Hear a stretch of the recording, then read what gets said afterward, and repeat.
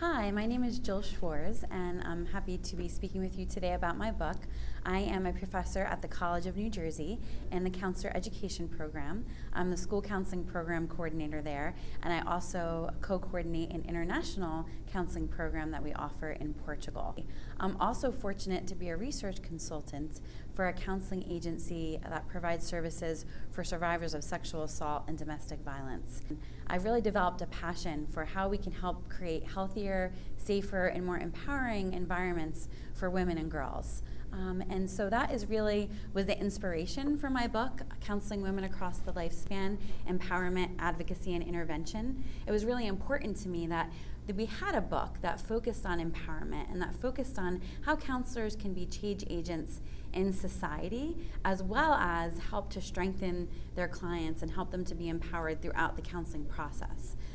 This book is one that can be used in graduate counseling courses,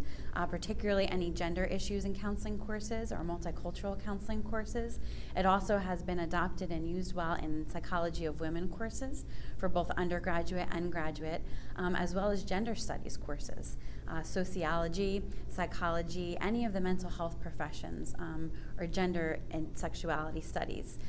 can be really relevant and applicable for those courses as well. Also for clinicians, it's written in a way that there are practical examples provided for clinicians and counselors and therapists who are working in clinical mental health settings, as well as school settings, as well as higher education settings. So what was really important to me in this book is that it really was a frame where each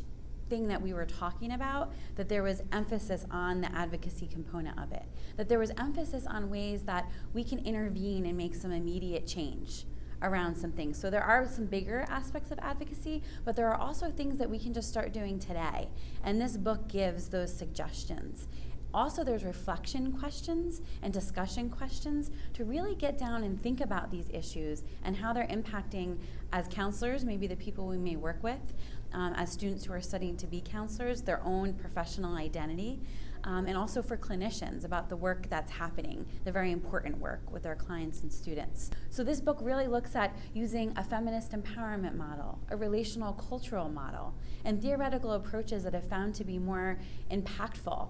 for women and girls, and who are developed by women and girls. Also, it really focuses on gender development and just different things and messages that have been received that impact kind of who we are and how we navigate the world. There's a developmental approach, so this has also been adopted for some lifespan courses in human development, because we go through childhood, adolescence, young, middle, and older adulthood, really looking at the unique way that women and girls' lives are impacted at each of these stages, and how as counselors and therapists, we can help them to navigate those stages and seasons of life healthily and successfully so that they can achieve optimal states of wellness, and things that we should be aware of societally that impact women and girls at each of those different stages, and how we all can contribute to the eradication of that, and how we can help women and girls to navigate those really traumatizing experiences that they may have had. We talk about educational settings and learning environments and how particular concepts can be addressed there, and approaches about women and their bodies, and all the different ways that we need to be aware as mental health professionals about how to help women to have positive relationships with their bodies, and how societally we can help women and girls to feel empowered in their own skin and valued for all the aspects of themselves. One of the really unique things about this book is a focus on a whole chapter on men as allies, and really looking to how men and boys can join these efforts, that these are not women's issues, but these are actually all things that we all need to be looking at, and how so many men who want to make positive impact and change can be involved in doing that. It's a comprehensive text. It's one that I use in my own course and that I developed because teaching this course for 12 years, there wasn't a text that really addressed and got into women and girls